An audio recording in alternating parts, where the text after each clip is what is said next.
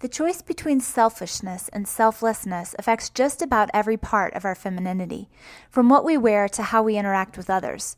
For example, the way we choose to dress and carry ourselves makes a very loud statement about our inner priorities. All too many of us have fallen prey to dressing selfishly and seductively. Often we want eyes to be on us and we want guys to notice us. For far too many of us, our goal is not to bring glory to Jesus Christ, but to bring approval and attention to ourselves. We selfishly lead guys to stumble rather than heroically protecting their inner purity. The way we act socially also speaks volumes about our inner focus. A few months ago, Eric and I were sitting at a dinner we'd been invited to at a family's house. It was a great meal and the family was fun to be with.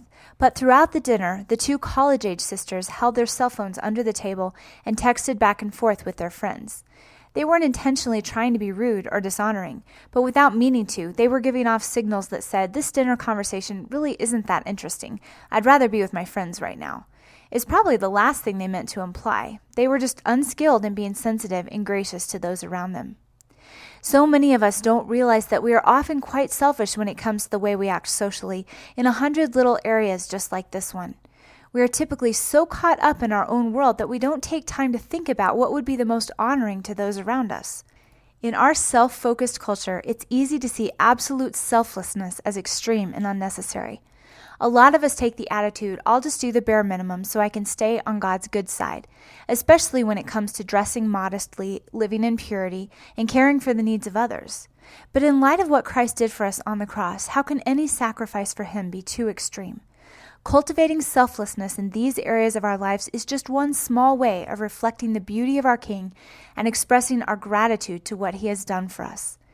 1 Peter 2:21 reminds us, "For to this you were called, because Christ also suffered for us, leaving us an example that we should follow in his steps." If we want to shine with the stunning beauty of our heroic Lord, we must allow him to shape every dimension of who we are and how we live into his glorious likeness. Once upon a time, nearly every young woman was trained in the art of gracious living. She knew how to exemplify perfect etiquette in every situation. She knew how to dress and carry herself with dignity.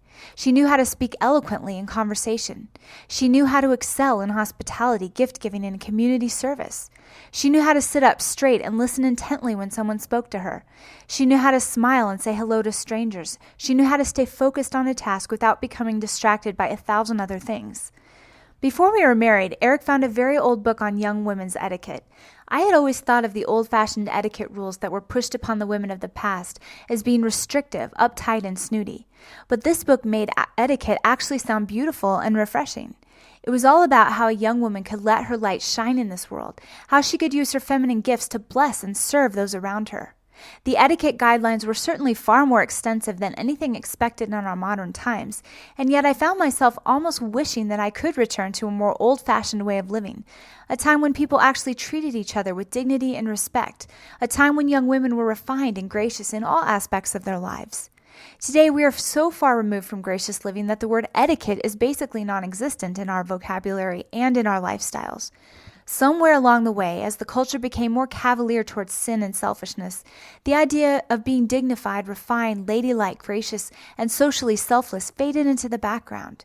Now young women seem to get far more respect if they are loud, boisterous, rebellious, obnoxious, and sexually aggressive than if they are sweet, polite, graceful, refined, modest, and thoughtful.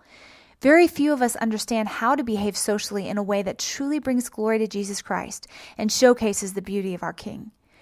I believe it's time that we as young women abandon our self-focused attitudes and return to the good old days when refinement and etiquette were commonplace.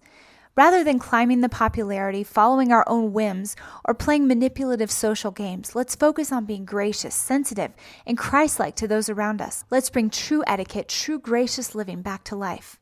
We may not be able to go to finishing school or crochet a doily, but those things are trivial anyway. What matters to Christ is an outward-focused lifestyle. For Set Apart Girl, I'm Leslie Ludy.